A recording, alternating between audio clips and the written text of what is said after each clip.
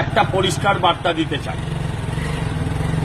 বেশ কিছু সাধারণ গরিব মানুষের মনে হয়েছে যারা হকার বস ভাই, যারা 100 দিনের কাজ করেন, যারা বিভিন্ন ধরনের কন্ট্রাকচুয়াল কাজ মিউনিসিপ্যালিটিতে করেন, যারা অটো চালক, টোটো চালক, যেহেতু তৃণমূলের ইউনিয়ন, তাদের মধ্যে একটা আতঙ্ক ছড়ানো হচ্ছে যে আমরা এলে, বিজেপি ক্ষমতায় এলে একদম এদের ব্যবসা উঠে যাবে, বিজেপি এদের তুলে দিয়ে নতুনদের বসাবে।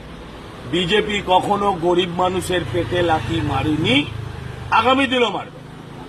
আমি সমস্ত ছোট ব্যবসায়ী, হকার ব্যবসায়ী, যারা দিন আনেন দিন খান, 100 দিনের কর্মী, আইসিডিএসটা হয়তো নয়, 100 দিনের কর্মী, মিউনিসিপ্যালিটি স্টাফ, কন্ট্রাকচুয়াল, তাদের মধ্যেই আতঙ্ক ছড়ানো হচ্ছে।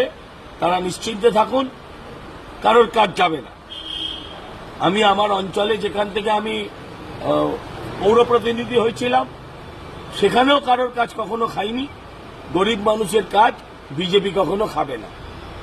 সে অটো, টোটো, রিক্সা চালক, যারা যে ইউনিয়নেই থাকুক না কেন, গরিব মানুষকে এই তৃণমূলীরা জোর জবরদস্তি ইউনিয়ন করিয়েছে, এটা আমরা জানি।